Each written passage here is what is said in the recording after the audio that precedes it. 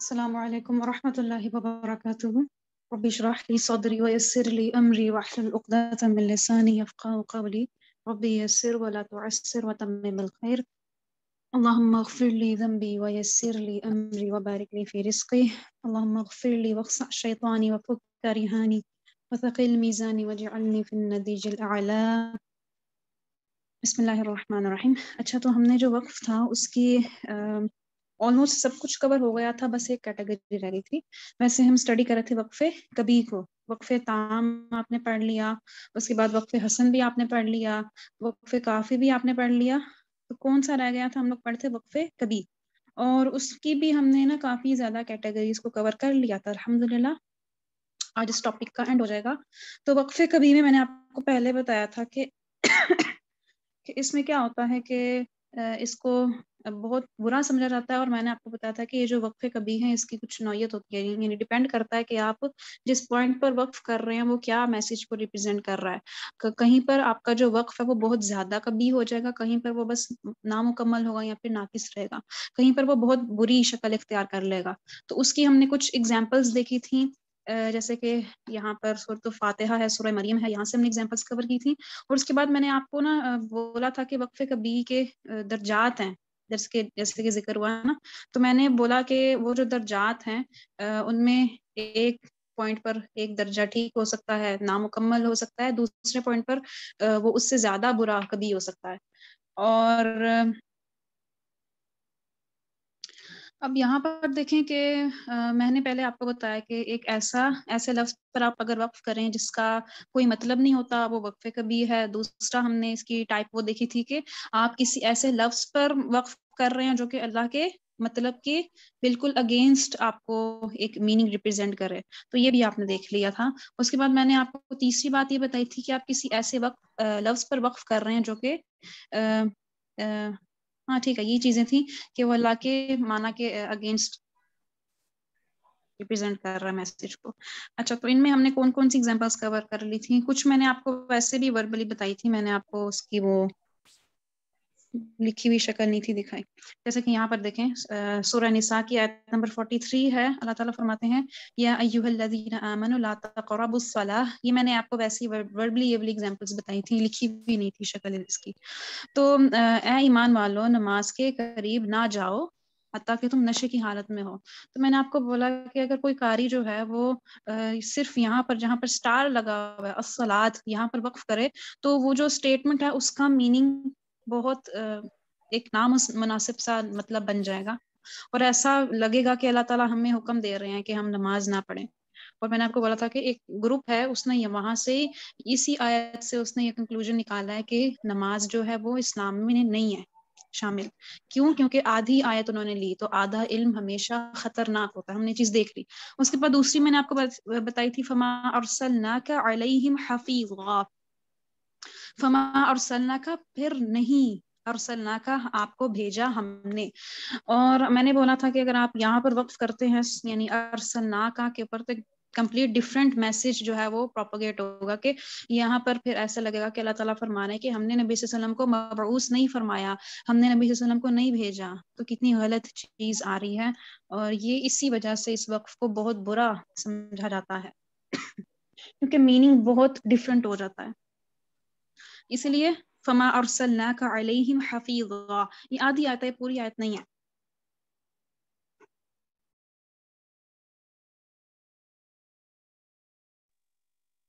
اچھا، اس کے بعد میں نے آپ کو بولا تھا کہ ایک کیٹیگری رہ گئی ہے، بلکہ دو کیٹیگریز رہ گئی ہیں.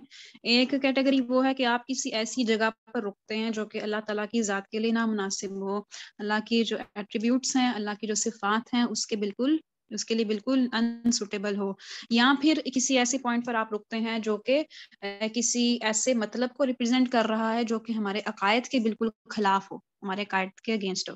جس سورۃ البقرہ میں اللہ تعالیٰ آیت نمبر 26 میں فرماتے ہیں کہ ان اللہ لا یستحیی، بے شک اللہ نہیں شرماتا، ان یضرب مثلا کہ وہ مثال بیان کرے، ما بعودۃ فما فوقہا کسی مادہ مچھر کی یا اس سے بھی کوئی اوپر کی چیز. اور بیچ میں نے نا یہ پوائنٹس لگائے ہوئے کیونکہ آیت لمبی تھی تو میں نے نا بیچ میں اس کو پوائنٹس لگا کے اینڈ پر کوٹ کیا کہ وما یضل به الا الفاسقین، یہاں پر آپ کی آیت فنش ہوتی ہے، بیچ میں نے وہ نہیں لکھا۔ اچھا تو دیکھیں کہ یہاں پر لکھا ہوا ہے کہ اللہ بے شک نہیں شرماتا۔ اب کوئی شخص اگر اس پوائنٹ پر وقف کرتا ہے تو یہ اللہ کی صفت کے بالکل اس کے بالکل اگینسٹ ہے یہ چیز، اور یہ کتنی اللہ کی ذات کی گستاخی ہو جاتی ہے اس طرح سے کہ بے شک اللہ نہیں شرماتا۔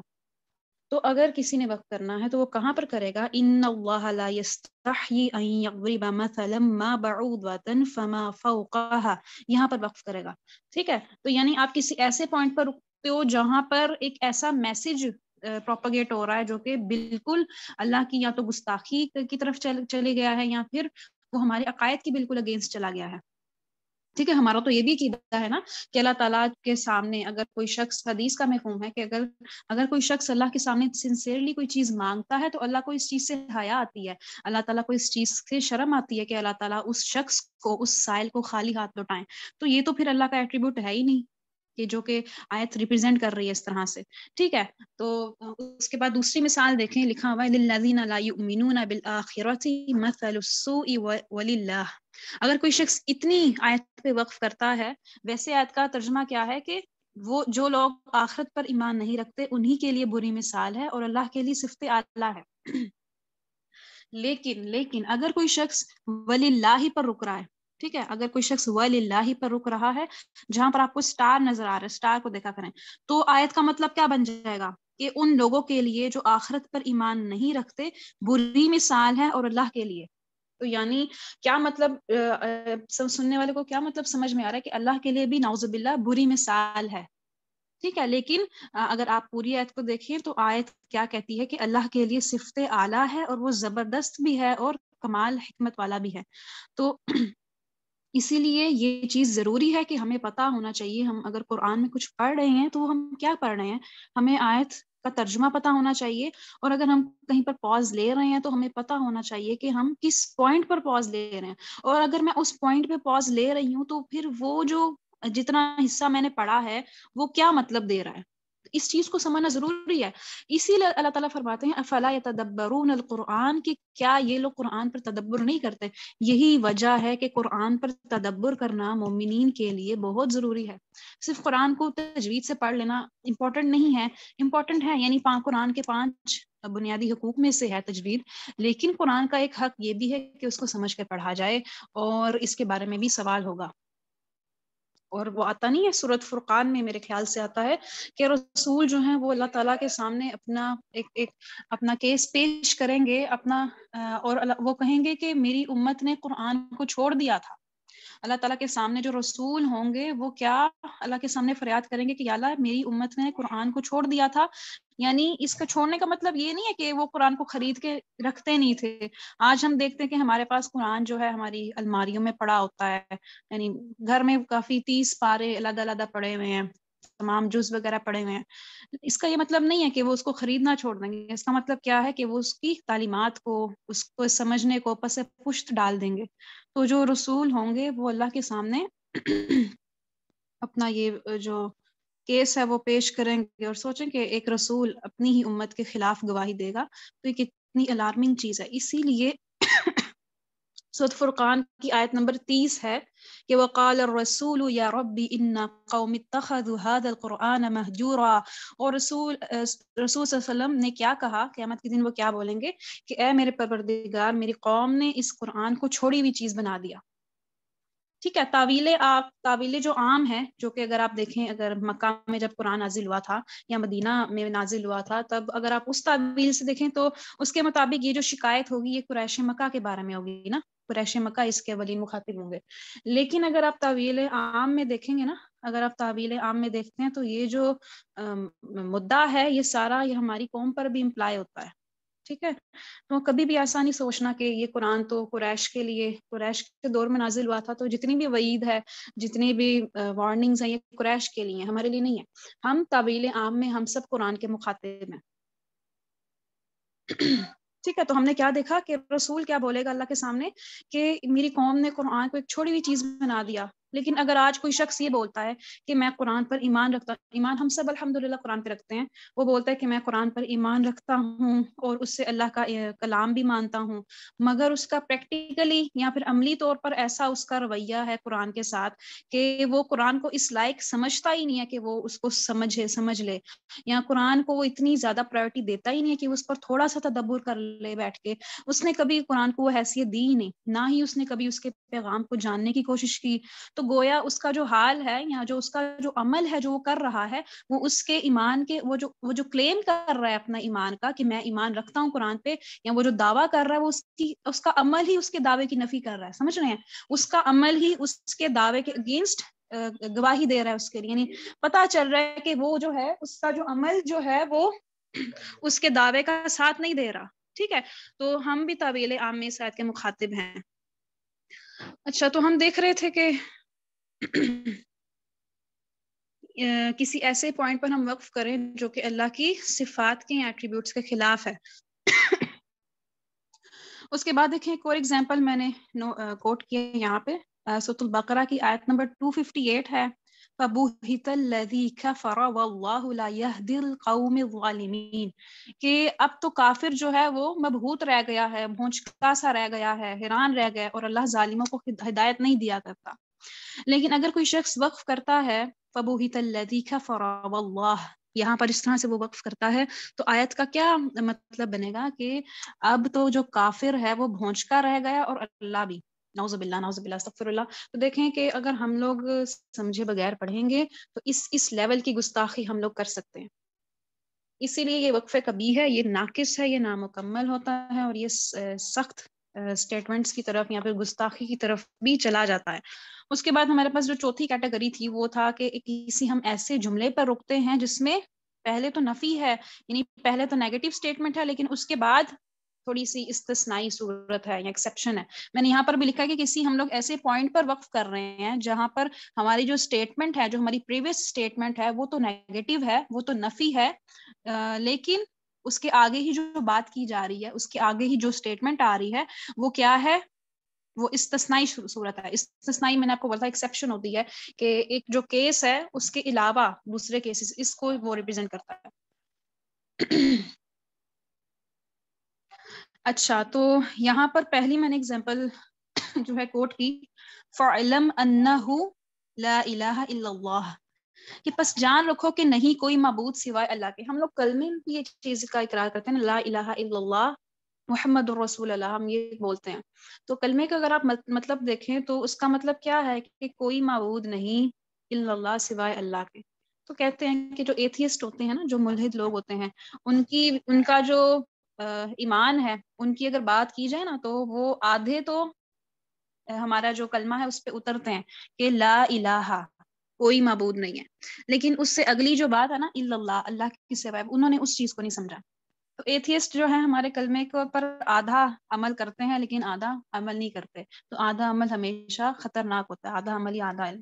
تو یہاں پر بھی دیکھیں فَعْلَمْ أَنَّهُ لَا إِلَهَ إِلَّا اللَّهُ، بس جان رکھو کہ نہیں کوئی معبود سوائے اللہ کے۔ تو اب دیکھیں کہ پہلی سٹیٹمنٹ جو ہے وہ نیگیٹو ہے، فَعْلَمُ أَنَّهُ لَا إِلَهَ، کہ پس جان رکھو کہ کوئی معبود نہیں ہے، اٹس کمپلیٹلی نیگیٹو۔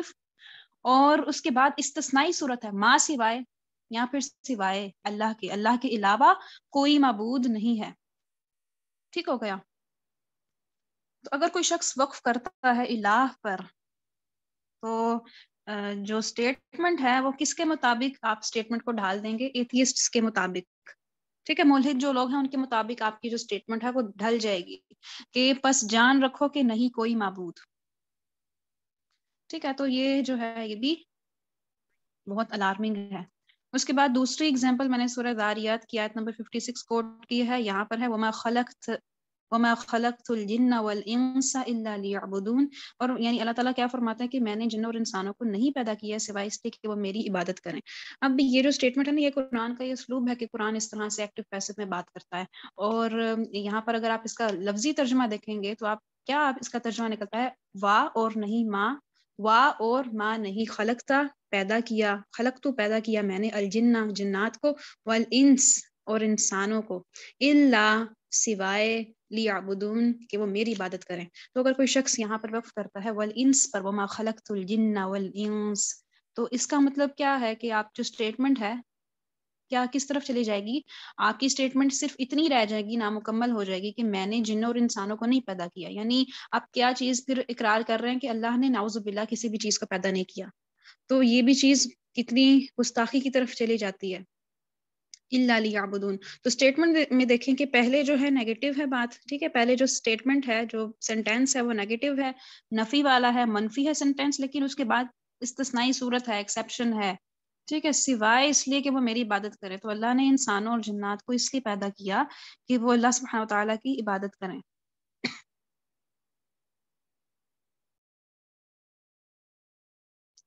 इसलिए जो कारी है उसको बहुत ज़्यादा मोहतात होने की ज़रूरत है। कारी जो किरात करने वाला है उसको बहुत ज़्यादा केयरफुल रहने की ज़रूरत है कि वो इस किस्म के वकूफ़ ना करे, इस तरह के जो वक्फ हैं वो ना करे, क्योंकि आपको मैंने बता दिया कि अगर आप इस तरह के वक्फ करते हैं माने को समझे बगैर, तो इसका क्या कॉन्सिक्वेंसेस इसके हो सकते हैं, ठीक है। तो इसका बहुत ध्यान रखना है। ये थी वक्फ़े कबी, और इसकी 4 कैटेगरीज हमने देख ली। उससे पहले हमने देखा था वक्फ़े ताम, जो कि मुकम्मल वक्फ था और अमूमन मैंने बोला कि आयत के एंड पर आता है। दूसरा हमने देखा वक्फ़े काफ़ी, जो कि मैंने आपको बोला कि एक इनफ वक्फ की किस्म है। और तीसरा मैंने आपको दिखाया वक्फ़े हसन, हमने वो पढ़ा। और उसके बाद हमने पढ़ा वक्फ़े कभी, उसकी हमने देखी कैटेगरीज, 4 कैटेगरीज देखी ना। तो मैंने आपको बोला कि दर्जात हैं, एक वक्त कभी होगा, दूसरा उससे ज्यादा कभी होगा। और ये जो सारी चीजें थी, ये जो सारी टाइप्स थी, ये अभी सिर्फ इख्तियारी वक्फ की टाइप्स थी, ठीक है। हमने अभी क्या कवर किया है, इख्तियारी वक्फ को कवर किया है, यानी हमारा जो ठीक है, इख्तियारी वक्फ हमारा कवर हो गया है। अब रहता है इस्तरारी और इम्तिहानी वक्फ।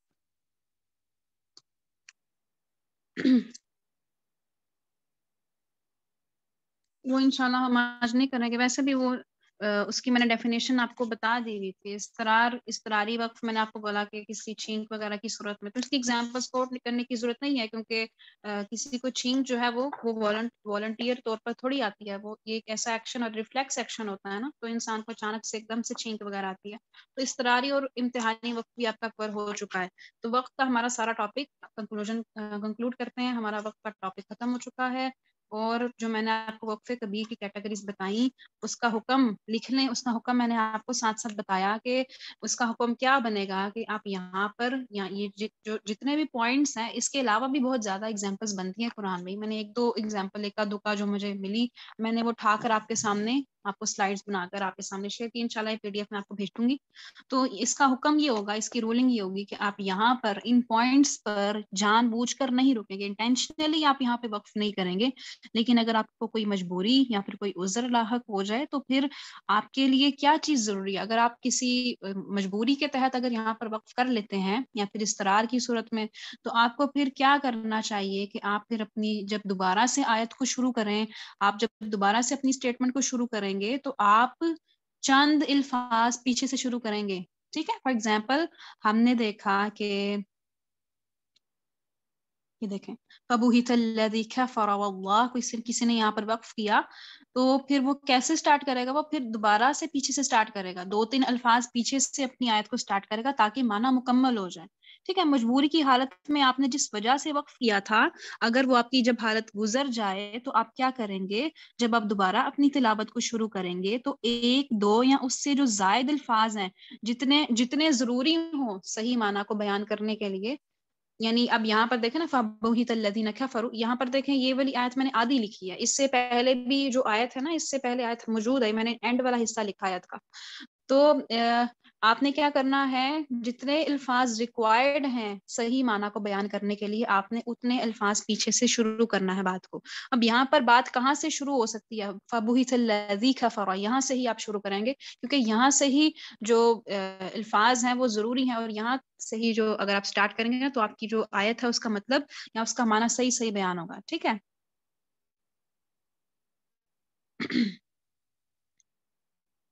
अच्छा, कोई क्वेश्चन है तो पूछ लें।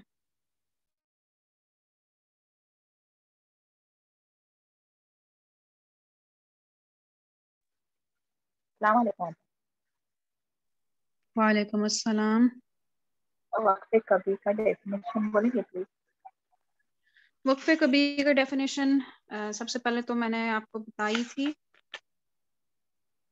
اس کی تعریف یہ لکھیں کہ آپ کیا کرتے ہیں، قرآن کی کسی ایسے لفظ پر رکتے ہیں جس کا اپنے اگلے الفاظ سے معنوی یا اعرابی لحاظ سے کوئی نہ کوئی تعلق ہو، اور اس پر رکنا ایک نامکمل، برا یا ناقابل قبول معنی دیتا ہو. اب معنوی اور گرامر کے لحاظ سے یہ والے جو الفاظ ہیں، میں نے آپ کو اس کا مطلب سمجھایا تھا. اب یہاں پر دیکھیں نا، یہ جیسے کہ یہی والی آیت دیکھ لیں، فَبُہِتَ الَّذِي كَفَرَ وَاللَّهُ لَا يَهْدِي الْقَوْمَ الظَّالِمِينَ. اب معنوی اعتبار سے آپ دیکھ لیں، صرف معنوی اعتبار سے یہ جو اسٹیٹمنٹ ہے واللہ تک، اس کا تعلق اگلی اسٹیٹمنٹ کے ساتھ بن رہا ہے نا، یعنی یہاں تک بات مکمل نہیں ہے. آپ یہاں تک اگر اپنی آیت کی تلاوت کرتے ہیں تو وہ ایک کمپلیٹلی ناقابل قبول معنی دے رہا ہے کہ کافر اور اللہ، کافر جو ہیں اور اللہ سبحانہ تعالیٰ، وہ دونوں بھونچکار رہ گئے ہیں، استغفر اللہ نعوذ باللہ. تو وہ کتنا غلط اور گستاخانہ میننگ دے رہا ہے. تو یعنی اس کا معنوی اعتبار سے اگلی اسٹیٹمنٹ کے ساتھ تعلق موجود ہے. تو وقفے کبھی کیا ہوتا ہے کہ آپ قرآن کے کسی ایسے لفظ پر رکیں جس کا اپنے اگلے الفاظ سے معنوی اور اعرابی یعنی گرامر کے لحاظ سے کوئی نہ کوئی تعلق ہو، اور اس پر رکنے کا کیا نتیجہ ہوگا، وقفے کبھی کرنے کے کیا کانسیکوینسز ہوں گے. نمبر 1، وہ ایک انکمپلیٹ میننگ دے سکتا ہے. نمبر 2، وہ ایک برا میننگ دے سکتا ہے. نمبر 3، وہ ایک ایسا میننگ دے سکتا ہے جو کہ اللہ کے ایٹریبیوٹس کے بالکل اگینسٹ ہو، یا پھر جو ہمارے عقائد کے خلاف جا رہا ہو، اور یا پھر ایک ناقابل قبول انیکسیپٹیبل میننگ دے. ٹھیک ہے؟ جی اپا جزاک. اور کسی کا کوئی کوشچن ہے؟ جی السلام علیکم. وعلیکم السلام. جی آپا، میرا تو 15 دن سے چھوٹ ہی گیا، مجھے کچھ پتا نہیں. تو اب آج لگتا ہے کتنی غلطی کرتے ہیں ہم قرآن میں نا. آج پہلی بار پتا چلا اس میں، کہیں سانس ٹوٹ جاتی ہے، اس میں دھیان نہیں دیتے آپا. کتنا بالکل. جی، اس میننگ بھی چینج ہو جاتے ہیں. کتنا بہت افسوس ہو رہی ہے. اللہ تعالیٰ آپ کو جزائے خیر دے، آپ نے کتنا اچھے سے ہم لوگ کو سمجھائے. بہت جی. تو آپا اس کا ویڈیو ہے نا، میں تو یہ خالی وہ مطلب بالکل. یہ حمزہ جو کا. ٹاپک جی حمزہ کے احکام، یہ جو وقف کے احکام ہیں، ان کی ریکارڈنگز موجود ہیں. میں نا لنک بھیجوں گی. لنک میں نے نا پہلا جو پارٹ تھا وقف کا، وہ میں نے بھیج دیا ہے. دوسرے پارٹ کا میں آج بھیجوں گی، اور یہ تیسرا پارٹ ہے. یعنی 3 لیکچرز میں ہم نے یہ والا ٹاپک کو کور کیا، وقف والا جو ٹاپک ہے نا اس کو. تو یہ جی ریکارڈنگ آپا. موجود ہے، آپ شروع سے اچھا دیکھ لیجیے گا. جی آپا. ہاں میں آپا ایگزام دیے جو سب، تو میں تو ایگزام بھی نہیں دے پائی. میں وہ تو ٹیسٹ لیے تو سب. میں کیا کروں آپا سب کا؟ پھر میں آپ کو بھیج دوں پرسنل سے اس آپ میں. مجھے نا وائس نوٹ پہ آپ مجھے میسج کریں، میں آپ کو نا آیت دیتی ہوں. یعنی سورۃ رحمان کا ٹیسٹ تھا نا، آپ اس کی تیاری کرنے کے بعد آیت نمبر جی 42 سے 70، یعنی آیت 42 سے مکمل تھی آگے تک جو سورت تھی نا، اچھا مکمل تھی. آیت نمبر 42 سے سٹارٹ تھی. تو آپ اس کی تیاری کر کے مجھے میسج کیجیے گا. میں آپ کو نا 2-3 آیات دوں گی، آپ مجھے وہ سنا دیجیے گا وائس نوٹ پہ، پھر میں آپ کے نمبر لگا دوں گی. ہاں جی آپا، جزاک اللہ. جی وعلیکم السلام. جی باجی، ہمیں تو عربی کے معنی معلوم نہیں ہوتے نا باجی. اگر سانس ٹوٹی، ہم رک گئے، تو پھر کیسا ہم پیچھے سے صحیح مطلب معنی سمجھ کے کرنا باجی؟ تو نیچے آپ نا ترجمے والا قرآن لینا، ترجمے والے قرآن کے ساتھ پڑھا کریں. تو عربی میں تو کتنے الفاظ ایسے ہیں جو کہ آپ ڈیلی لائف میں بھی بولتے ہیں. اب یہاں پر دیکھیں کفرا، ٹھیک ہے، یہاں سے آپ دیکھ سکتے ہیں کہ کافر ہے. اللہ زی کا مطلب، اچھا ٹھیک ہے. آپ کیا کہہ رہے ہیں کہ ورڈ ٹو ورڈ میننگ آپ کو نہیں پتا؟ جی نہیں پتا. اگر سانس ٹوٹ گئی، ہم رک گئے، تو پھر پیچھے سے ہم جب پڑھنا شروع کریں گے تو معنی صحیح ہو رہے نہیں، کیسا معلوم ہونا تھا. اگر آپ کو لگ رہا ہے کہ آپ نے غلطی کی ہے، یعنی تھوڑا بہت تو آپ کو سمجھ میں آتا ہوگا نا، تھوڑا بہت تو سمجھ میں جی آتا ہوگا. ایسا بھی تو نہیں ہے کہ بالکل بھی سمجھ نہ آتا ہو. تھوڑا جی بہت تو جتنا آپ کو سمجھ میں آ رہا ہے، اور آپ کو لگا ہے کہ میں نے کوئی رسک کی بات پہ وقف کر دیا ہے، تو پھر آپ 2-3 الفاظ پیچھے سے کر لیں وقف. یا پھر ایک طریقہ یہ بھی ہو سکتا ہے کہ آپ ہمیشہ جب وقف کریں تو آپ نا 2-3 الفاظ پیچھے سے ہی اسٹارٹ کریں اپنی جو بات ہے نا اس کو. جی اچھا، جزاک اللہ خیر. السلام علیکم میم. وعلیکم السلام.